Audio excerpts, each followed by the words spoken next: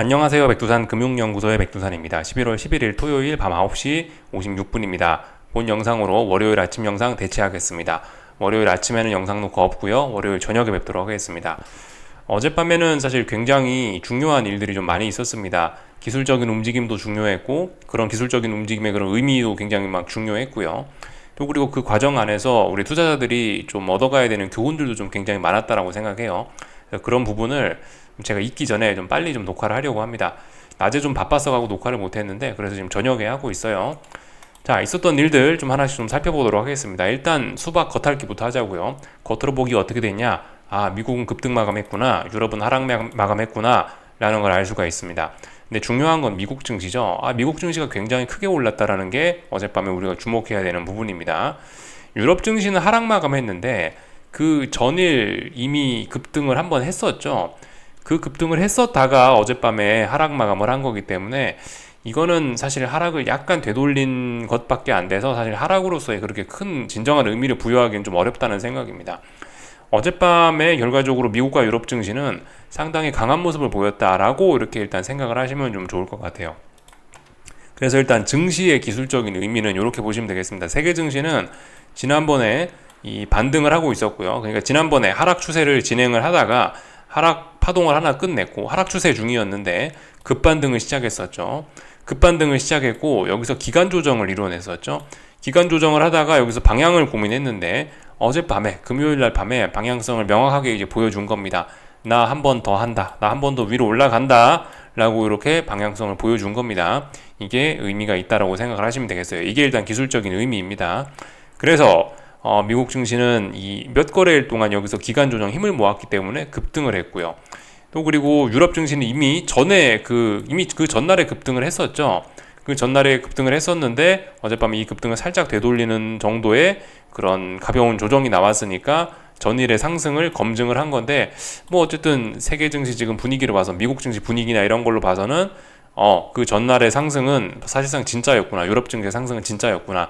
얘 오버슈팅 간다. 얘도 오버슈팅 시나리오로 간다. 이렇게 생각을 할 수 있겠습니다. 그래서 그 전반적으로 이제 그러면 세계 증시는 레벨업을 시도할 거다. 아마 레벨업이 될 거다. 이런 식으로 일단 보시는 게 좋을 거고요.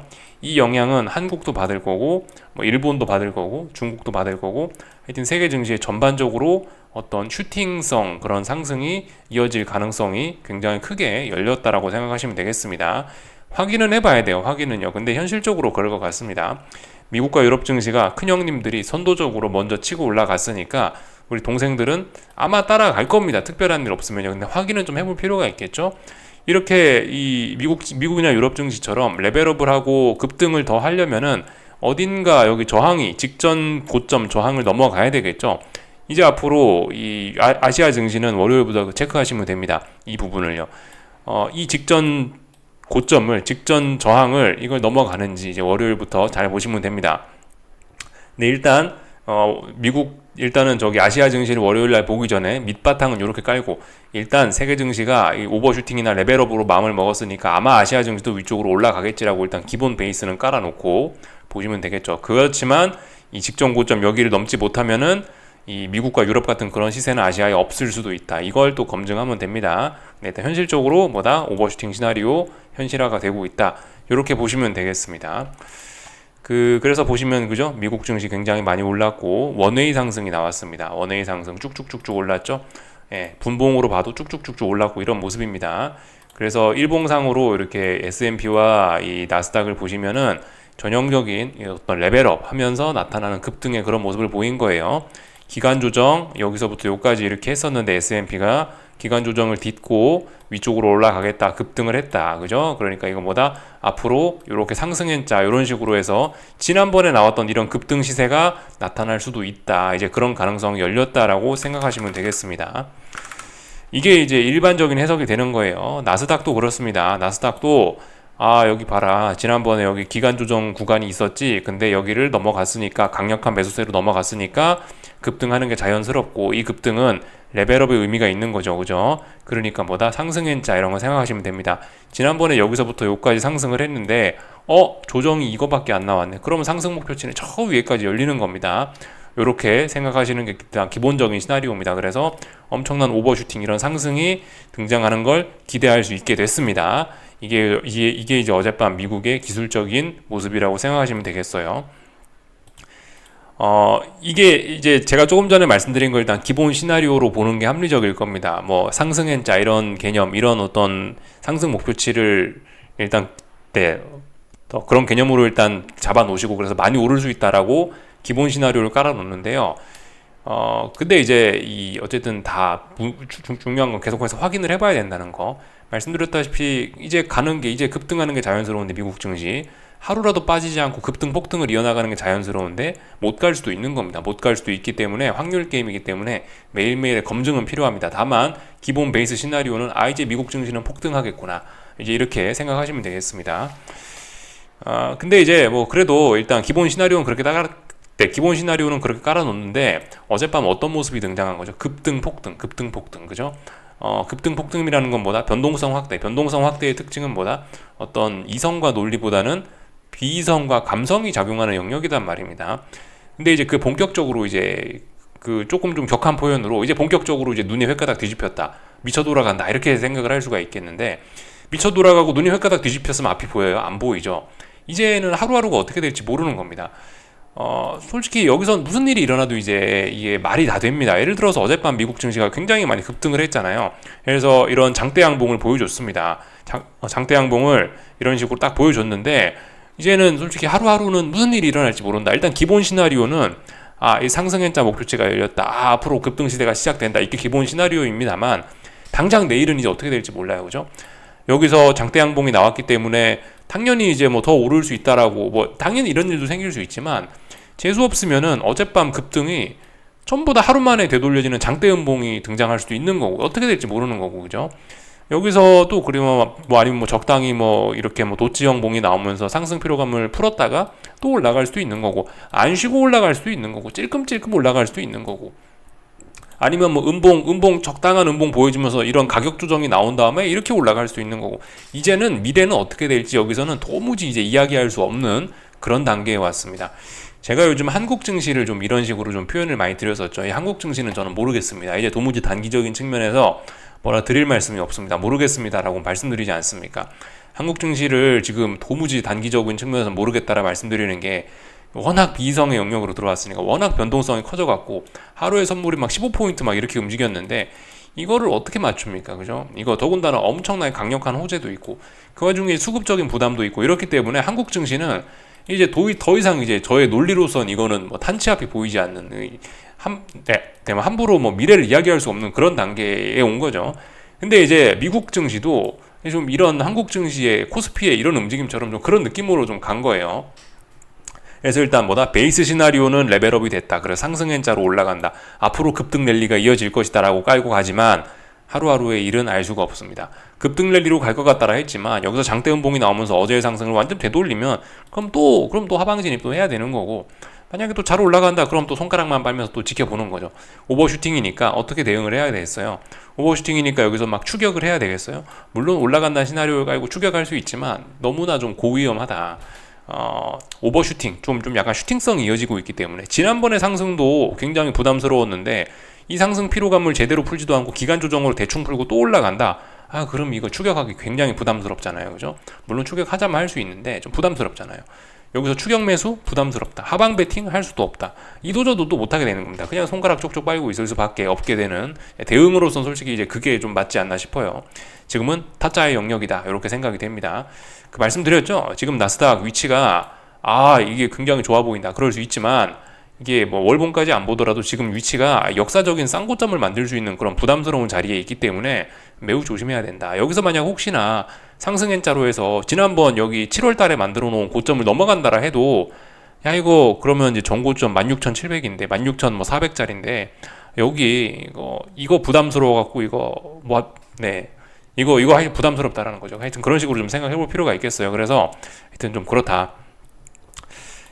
요런 식으로 일단 생각을 좀 하시면 좋을 것 같습니다. 그래서 미국 증시 굉장히 강하게 올랐다, 앞으로 뭐 상승행자, 그죠? 그렇게 오르는 게 기본 시나리오인데, 하여튼 이제 한치 앞을 알 수 없는 그런 순간이 좀 되어버린 겁니다. 유럽 증시도 좀 잠깐 겉을 좀 보시자면요. 유럽 증시는 우리 모두 아다시피 그 전날에 이미 오버슈팅으로 간다 이런 신호를 준 거예요. 그리고 그 다음날 검증을 했는데 뭐이 정도 버티고 미국 증시가 강한 모습을 보였으면은 이거 일단 뭐 물론 많이 되돌려갖고 조금 좀 신뢰도는 낮지만 미국 증시 분위기상으로 봤을 때는 이거는 더 간다라고 일단 그냥 그럭저럭 좀 너그럽게 봐줄 수 있을 것 같아요. 그래서 일단 세계 증시는 오버슈팅 시나리오로 간다. 사실상 확정이다. 이렇게 보시면 될 것 같습니다. 그죠? 그래서 뭐 일단은 이런 식으로 증시 대응은 이렇게 하시면 될 것 같습니다. 증시는 더 올라간다라고 했으니까 올라가겠구나 생각하고 하시면 될 것 같습니다. 다만 이제 여기서 조금 독특했던 거는 어제 증시가 급등을 했음에도 불구하고 금리도 같이 올랐다는 거예요. 금리가 떨어지지 않고 금리가 올랐다라는 겁니다. 이거는 사실 약간 좀 시나리오를 좀 수정을 해야 될 필요가 좀 있긴 있을 것 같은데요. 약간 좀 제가 지금까지 했던 이야기에 좀 살을 좀 덧붙이겠습니다. 약간 수정도 좀 하고요. 제가 지금까지 이제 지난 일주일, 2주일 정도 여러분들께 이야기를 드리면서 오버슈팅 시나리오가 있고 또 그리고 그냥 평이하게 일반적으로 가는 시나리오가 있다라고 말씀을 드렸죠. 오버슈팅 시나리오가 나오면은 어떻게 된다? 증시가 오르면서 금리가 크게 떨어지고 그럼 어떻게 되겠습니까? 또 그에 맞춰서 달러도 좀 떨어지고 이런 일련의 흐름들이 나타날 것이다라고 이렇게 좀 기대를 했잖아요. 근데 실제로 지금은 어떻게 됐죠? 실제로 지금은 증시가 올랐는데도 불구하고 금리가 같이 오르고 있어요. 금리가 같이 오르고 있고 또 달러는 또 달러대로 또 따로 가고 있고 약간 이게 이제 서로의 연관성이 지금 좀 없이 따로따로 가고 있습니다. 사실 그래요. 연관될 수도 있습니다. 그죠? 증시와 채권 시장과 환율이 이게 서로 사이좋게 어깨동무하고 같이 함께 움직일 때도 있지만 일단 같이 움직인다라고 그렇게 생각하는 게 논리적이긴 하나 근데 이제 보시다시피 어젯밤 흐름은 일단 그렇지 않았잖아요. 근데 분명히 어떤 중대한 기술적 흐름이 나타나긴 한 거지 않습니까? 그렇다면 제 생각에 이제는 이런 연관성을 좀 잠깐 좀 이번에는 좀 내려놔야 되지 않을까라는 생각이 좀 들어요. 분명히 금리는 어젯밤 기술적으로 중요한 자리였는데 지지력을 재확인하고 매수세를 확인을 한 거고 금리 따라서 증시도 매수세를 확인한 겁니다. 그러니까 이 둘의 연관관계는 일단 좀 많이 좀 사라졌을 수 있다라고 이렇게 좀 생각을 해야 되겠고요. 물론 논리적으로는 좀 잘 안 맞죠, 그죠? 논리적으로는 왜냐하면 지금까지는 금리가 떨어지면 증시가 오르고, 그죠? 이런 논리였기 때문에. 근데 이번에 증시 올랐는데도 불구하고 금리가 올랐잖아요. 그러면은 제 생각에 일단은 이렇게 되면 일단 시장이 생각하는 그런 테마가 좀 바뀌는 과정일 수도 있다라고 일단 우리가 좀 생각을 해야 될 것 같고요. 그렇게 된다라면은 일단 그죠? 지금까지 우리가 생각했던 금리와 증시의 연관성이 조금 깨질 수 있겠구나. 일단 이렇게 좀 생각을 해야 되겠어요. 환율도 그렇습니다. 환율, 금리, 증시 얘네 일단 물론 미래에 같이 갈 수도 있지만 일단 단기적인 관점에서 봤을 때 얘네의 연관관계는 일단 우리가 좀 머릿속에서 끊어내고 봐야 될 것 같습니다. 제가 지난주에 너무나 많이 얘네의 연관성만 좀 말씀을 드려서 이 연관성이 지금 깨지려고 하는 것 같다라는 이야기를 일단 좀 드릴 필요가 있겠더라고요. 그래서 요거 말씀을 좀 드려봤습니다. 어젯밤 독특했던 일이 나타난 거예요. 금리가 올랐지만 증시도 함께 올랐다. 이게 앞으로 계속해서 이어질 수도 있다. 혹은 지금 이런 게 나타내는 게 어떤 지금 시장의 패러다임이 또 바뀌는 과정일 수 있다. 그죠? 지난번에 금리 오르면 증시 떨어지고 이런 과정이 있었는데 이게 패러다임이 바뀌고 있는 과정일 수 있다. 이렇게 좀 우리가 좀 눈치를 좀 채야 되겠다라는 생각입니다. 제 생각엔 그래요. 지금 금리가 오르고 증시가 오르고 이러고 있으니까 둘 중에 한 놈은 속임수다라고 볼 수 있지만 제 생각엔 든다. 일단 지금 상황은 있는 그대로 일단 봐주는 게 어떨까라는 생각이에요. 사실 그렇게 볼 수도 있습니다. 금리가 어젯밤에 막 대폭등을 한 건 아니거든요. 그래서 증시에 부담이 없었다. 일단 그렇게도 볼 수 있어요. 근데 일단 아직은 일단 어떻게 되는지 뭔가 확정이 좀 잘 안 난 시기입니다. 그래서 일단 제가 이번 주에 말씀드렸던 어떤 이런 연관성은 일단 끊어놓고 따로따로 일단 보는 관점이 좀 필요할 것 같아요. 어젯밤 보면서 일단 그런 생각을 했습니다. 그래서 일단 이런 모습이다.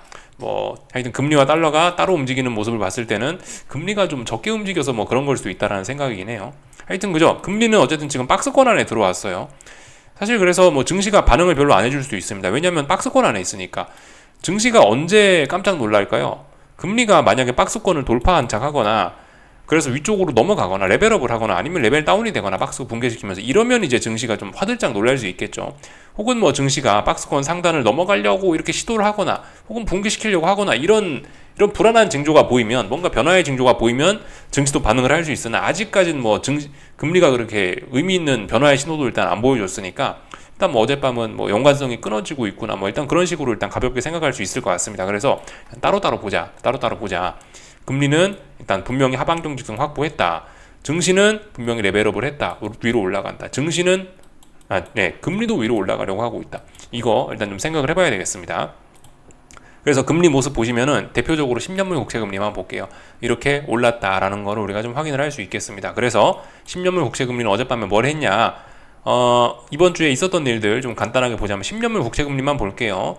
자, 보시면은 11월 8일 날 중요한 지지선을 붕괴시키면서 레벨 다운을 일단은 이야기를 했으나 다음 날 검증을 했는데요. 야, 이거 네 전날 금리 하락했던 거 속임수네 라는 게 이 11월 9일 날 밝혀졌던 거고요. 11월 9일 날 이 속임수로 밝혀진 게 이게 또 속임수였으니까 우리 한번 검증해보자 라고 해서 어젯밤에 11월 10일 날 이 양봉을 검증을 한 거죠. 그래서 이 양봉의 지지력을 확인을 한 겁니다. 장중에 쭉 빠지면서 이 양봉의 지지력을 확인했는데 적당히 이 양봉의 절반 정도 되는 자리에서 아래 꼬리를 달고 탁 튀어오르는 모습을 보였죠. 그러니까 이건 뭐다? 전날 양봉 니네 진짜였구나. 야, 그렇다면 이제 뭐다? 지난 3거래일 혹은 2거래일 동안 여기 어딘가에 지지력을 확인했구나.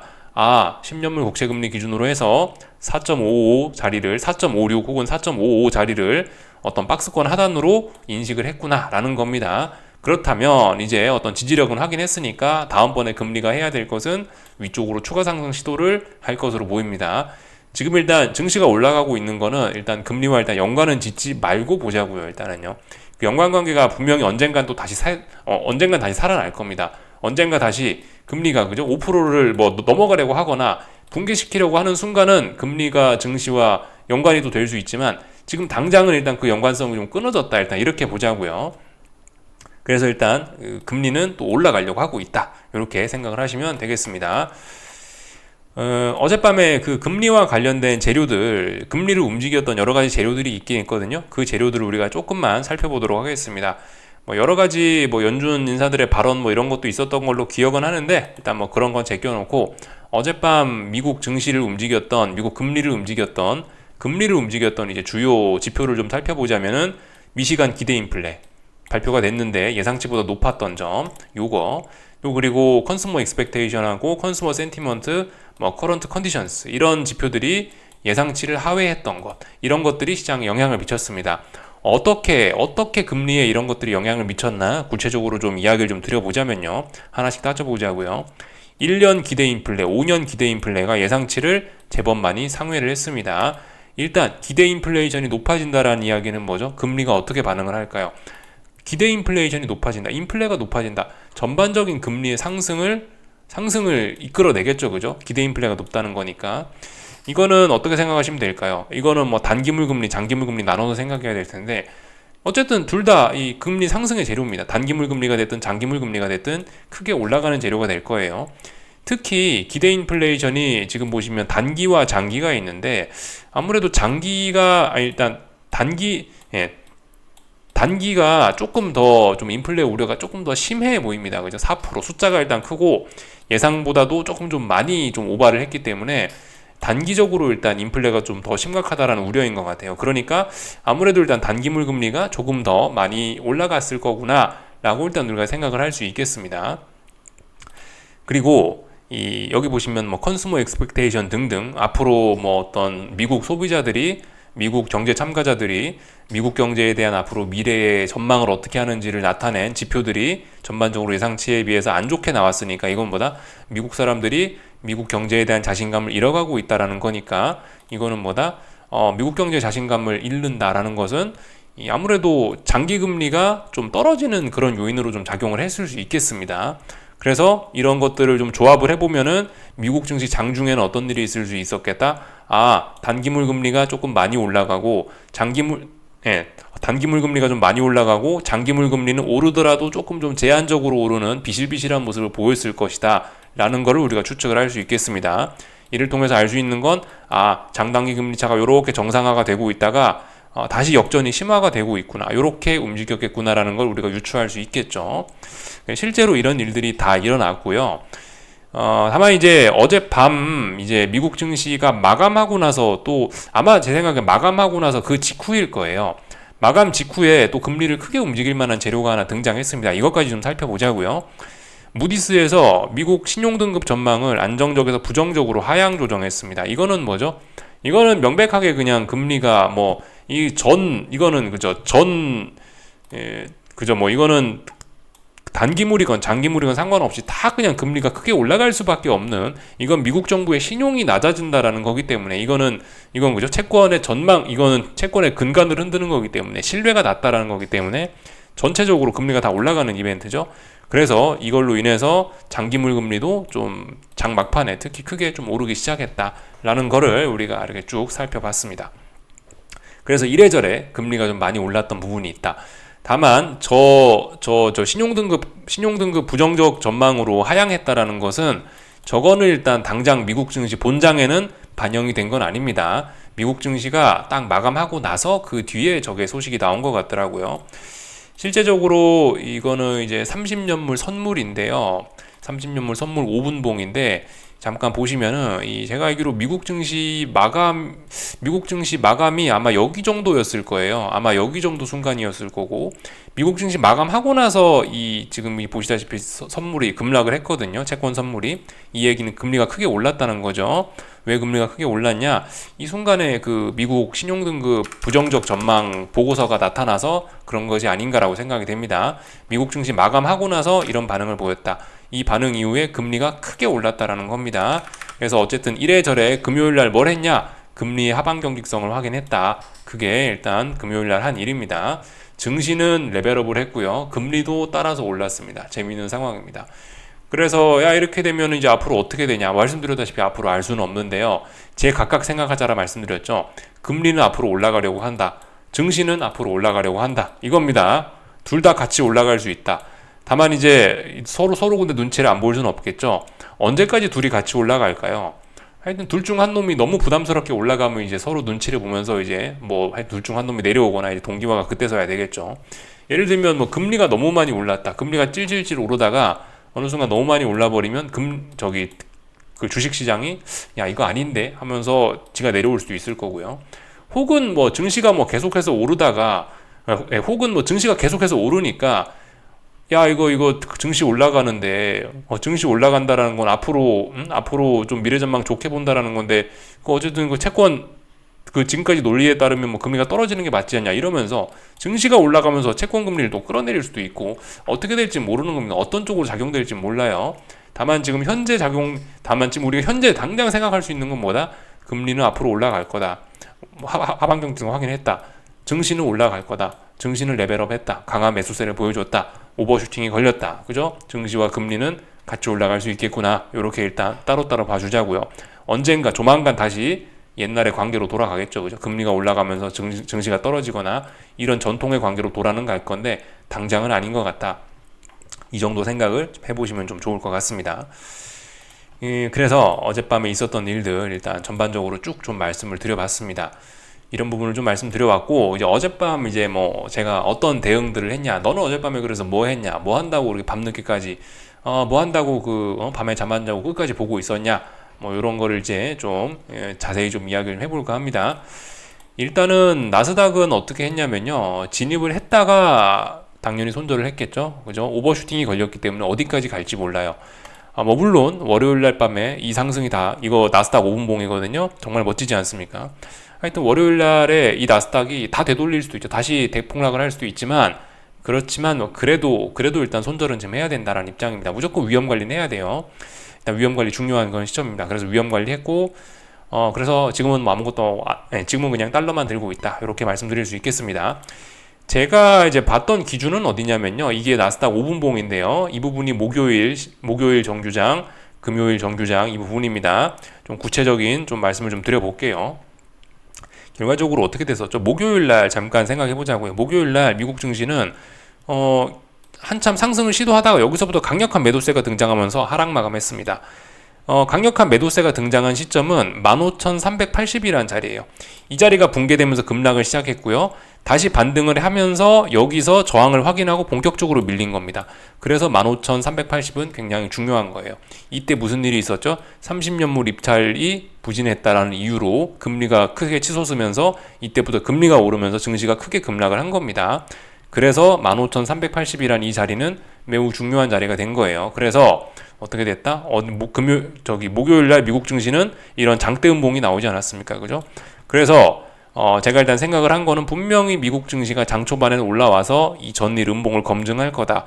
어디까지는 올라오는 게 괜찮냐라고 봤냐면 15,380까지 올라오는 건 괜찮다라고 봤어요. 그래서 이 자리에서 이 자리 터치하자마자 하방 진입을 했었습니다. 그러나 이제 이 하방으로 쭉 진행이 되다가 어디서 멈췄냐면 결과적으로 그날 어제의 시가였죠. 어제 시가에서 지지력을 만들어냈습니다. 사실상 여기에서 어떤 1차적으로 방향성은 나왔다라고 보이고요.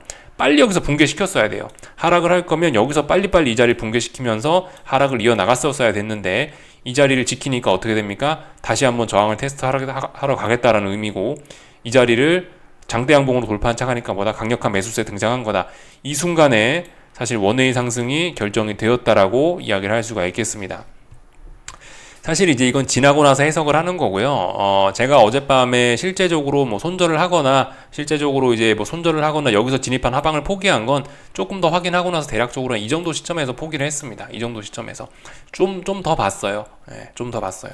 그래서 하여튼 적당히 손절을 했다라고 이렇게 보면 될 것 같습니다. 제가 왜 이제 지나고 나서 보니까 여기가 이제 원웨이장의 시작이라는 걸 쉽게 알 수가 있는데 사실 이때 당시는 원웨이장인지 아닌지 사실 좀 명확하진 않았습니다. 그래서 여기까지 버틴 건데요.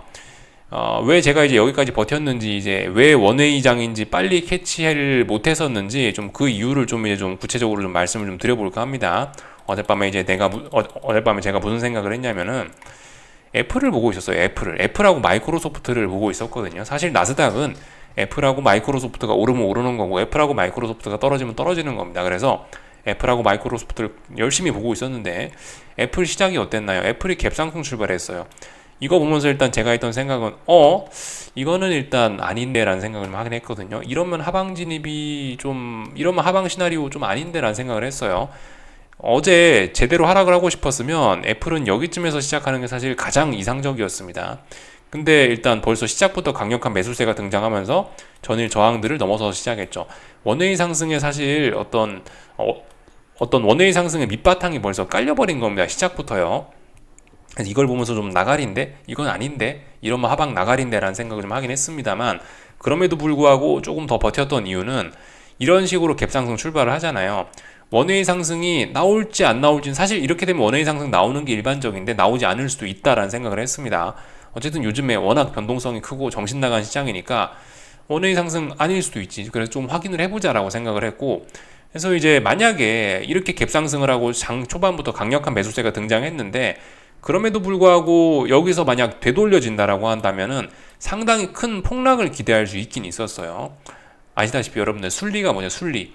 이렇게 강한 갭상승을 시작했으면 강한 매수세가 등장했으면 급등하는 게 순리입니다. 근데 만약에 이 자리에서 더 강력한 매도세가 등장해갖고 이게 원웨이 상승을 못하는 그런 역행하는 어떤 순리가 아닌 좀 비정상적인 시세가 나타난다면 대폭락도 충분히 할 수 있다라고 생각을 해서 좀 충분히 좀 기다렸던 겁니다. 그 부분을 확인하려고. 그래서 사실 그래서 그 전날은 굉장히 제가 손절 기준을 타이트하게 잡았지만 어젯밤은 손절을 조금 좀 타이트하게 잡지 않고 조금 여유롭게 잡아서 조금 더 많은 손실을 좀 감수하긴 했습니다. 애플을 끝까지 좀 확인하고 싶었기 때문에 어제는 이렇게 애플이 급등 시작하면서 모 아니면 도 대폭등 아니면 대폭락이다. 이 모 아니면 도기 때문에 조금 더 내가 좀 손실을 감수하고서라도 지켜볼 필요가 있다라고 좀 생각을 했습니다. 그래서 어젯밤엔 조금 좀 손실을 키웠다. 하지만 도망가면 그만이다. 하여튼 도망 나왔다. 이렇게 말씀드릴 수 있겠습니다. 마이크로소프트도 사실 좀 잘 보고 있었거든요. 마이크로소프트 같이 이렇게 시작하면 괜찮다고요. 이렇게 되면 여기를 못 넘어갈 가능성도 있으니까 여기 전날 고점 이런 자리 못 넘어갈 수 있으니까 이 정도 시작했으면 괜찮았어요. 근데 마이크로소프트가 이 자리를 좀 넘어가고 이쪽에 있는 이 매물대를 완전히 극복하는 걸 보고 나서 마이크로소프트까지 이제 본격적으로 급등을 하는구나, 폭등하는구나, 이거 보고, 이거 그럼 원웨이다, 라고 생각을 하면서 포기를 했죠. 그래서 포기를 한 겁니다. 어쨌든, 이렇게 강력한 매수세가 등장했을 때, 만약 여기서 되돌림 나면 굉장히 큰 하락도 나타날 수 있을 것이다, 라고 판단을 했었습니다. 그렇기 때문에 조금 끝까지 버텼다. 말씀드렸다시피 지금은 기술적으로 워낙, 혹은 기술적으로 뿐만이 아니죠. 지금이 워낙 좀 어떤 중요한 시기라고 판단이 되었기 때문에 조금 더 좀 손실을 좀 크게 감수하더라도 끝까지 확인을 하자라는 생각을 좀 깔고 있었어요. 그래서 일단 뭐 이런 정도 제가 이런 생각을 하면서 대응을 했다라는 점을 말씀을 드렸습니다. 그래서 사실 이제 나스닥 하방 베팅은 이렇게 아쉽게 좀 마무리가 됐는데 근데 어쨌든 지나고 나서 근데 어쨌든 이제 오버슈팅 시나리오가 나오긴 나온 거니까 앞으로 대응은 더 쉬워졌다 이렇게 생각하시면 되겠습니다. 대응은 더 쉬워졌다. 여기서 변동성 더 커진다. 그래. 그렇다면 뭐 특별한 일 없으면 기본 시나리오 기본 시나리오 뭐죠? 계속해서 급등, 한 2, 3거래일 연속으로 급등, 폭등하는 게 자연스러울 거다라고 생각을 하고 있고, 진짜 2, 3거래일 동안 급등, 폭등 나오기만 해라. 그럼 이제 차라리 대응이 쉬워질 것이다. 그죠? 지난번 말씀드렸죠. 그죠? 코스피 보면서, 코스피 같은 거, 여기서 말씀드린 게, 여기서 매력적인 자리에서 매수를 할 수 있지만, 한 번 더 빠졌을 때가 바로 사실 진짜 진입할 때다라고 말씀드렸죠. 나스닥도 비슷할 수 있다라는 거예요. 여기 굉장히 부담스러워서 하방 진입하기 매력적인 자리임에 틀림없습니다. 하지만 여기서 한 번 더 폭등이 나온다면 그럼 이제 진짜 이런 자리는 대응이 진짜 쉬워지는 뭐 그런 자리가 될 수 있다라는 거죠. 그래서 하여튼 대응은 쉬워졌다. 이 정도 이야기 좀 드리면 될 것 같습니다. 일단 앞으로 많이 오를 것 같다. 이렇게 말씀드리면 될 것 같고, 어젯밤에 이제 전 사실 나스닥만 한 건 아닙니다. 뭘 했냐면 또 금리의 상승 베팅도 했어요. 참 재밌어요. 사실 이 나스닥 하방 베팅하는 그 순간쯤에 금리도 그냥 같이 상승 베팅을 하긴 했거든요. 금리도 같이 상승 베팅을 하긴 했는데, 금리도 좀 잠깐 보면서 좀 말씀드릴게요. 금리는 사실 이제 미국 증시 시작한 시점이 대략적으로 한 이 정도? 미국 증시 시작하고 나서 대략적으로 이렇게 30년물 국채금리 선물 기준으로 해서 이렇게 박스권으로 좀 움직였었습니다. 그래서 이 순간에서 그냥 적당히 좀 진입을 했고요. 계속해서 이 선물을 보면서 좀 느꼈던 거는 마이크로소프트하고 애플의 영향을 채권이 받고 있더라고요. 원래 정석은 뭐죠? 정석은 채권 시장 시가총액이 훨씬 큽니다. 그래서 모든 거에 원래 금융시장 기준은 뭐다? 채권이잖아요. 채권이 어떻게 움직이니까 주식시장이 어떻게 움직인다가 원래 정석이고 논리인데, 어젯밤은 이제 주식시장이 미쳐가지고 얘네가 애플하고 마이크로소프트가 슈팅이 나오고 나스닥이 슈팅이 나와버리니까 얘네의 영향이 오히려 금리에 미치더라고요. 그래서 진짜 애플하고 마이크로소프트 폭등하고 나스닥 폭등하니까 금리가 막 떨어지려고 하고 있는 그런 모습이 좀 등장했어요. 장중에 이런 모습입니다. 특히 지표 나오고 나서 무조건 저 지표를 좋게만 해석하려고 금리가 막 떨어지는 모습도 있긴 있었는데, 근데 일단 뭐 좀 그냥 지켜봤죠. 금리는 생각보다 금리는 자꾸 오르려고 그러네. 금리는 하방 정직성 잘 보이네. 라는 생각이 들어서 그냥 버텼는데, 하여튼 결과적으로 나스닥과 별개로 금리는 계속해서 올랐죠. 선물은 계속해서 떨어졌고요. 금리는 계속해서 올랐습니다. 그래서 미국 증시 마감하고 나서 이 순간쯤에 미국 정부 그 신용등급 하향 전망, 신용등급 전망 부정적으로 바꿨다는 소식 있죠. 그런 소식으로 인해서 금리는 일단 크게 올랐죠. 장막판에. 이렇게 되면서 일단은 어떻게 하다 보니까 금리 베팅은 성공하게 됐다. 이렇게 말씀을 드리면 될 것 같습니다. 금리는 사실 정확하게 칼로 잰 듯 막 그렇게 하진 않았고, 대략적으로 어제 나온 장대 양봉의 절반 정도 자리에서 진입을 하면 되겠다라고 생각을 해서 그냥 적당히 진입했어요. 이 나스닥 같은 경우는 제가 워낙 오랫동안 보던 지수다 보니까 이제 구체적으로 좀 저항을 찾아 들어가기가 좀 쉬웠는데, 그래서 사실 근데 이제 금리는 저도 제가 오랫동안 보던 그런 게 아니다 보니까 조금 좀 진입을 그냥 좀 그렇게 날카롭게 못 하겠더라고요. 그냥 느슨하게 적당히 그냥 진입했고, 일단은 수익을 깔고 있으니까 들고 갈 겁니다. 물론 논리적으로 말이 안 될 수 있죠. 나스닥이 폭등하는데 어떻게 금리가 오르냐 생각할 수도 있지만, 근데 말씀드렸다시피 그런 이상한 일이 지금 현실이 되고 있기 때문에 아무튼 수익은 누적시키면 됩니다. 손해만 안 깔고 가고 수익만 누적시키면 돼요.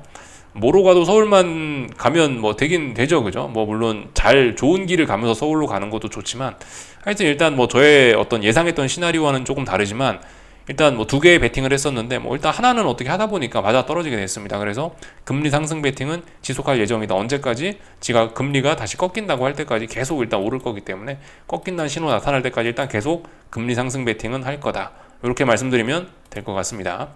다 살펴봤고요.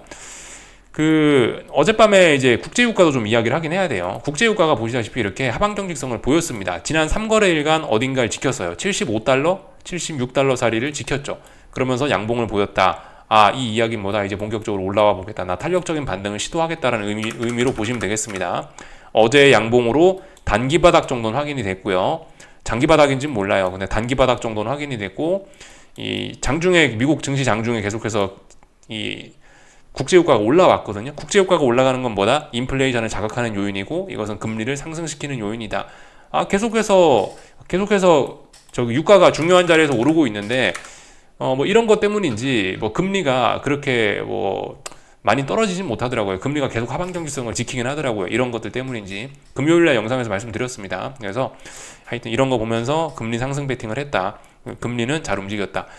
단기 바닥 정도는 저기 국제유가가 만들어냈을 가능성이 있다. 이렇게 일단 좀 말씀을 좀 드리면 될 것 같습니다. 그래서 전반적인 내용도 좀 다 봤고요. 이게 하여튼 좀 전에 말씀드렸다시피 이게 지금 채권 또 그리고 증시 또 그리고 환율 얘네가 이 연관성이 조금 좀 깨졌을 수 있습니다. 그래서 증시가 오버슈팅 시나리오를 일단 하긴 했지만 얘는 일단 오버슈팅 시나리오로 봐야 되겠지만 금리 올라갈 수 있고요. 그리고 이 환율은 따라갈지 안 따라갈지, 환율이 증시 따라갈지 안 따라갈지는 확인이 필요합니다. 확인이 필요해요.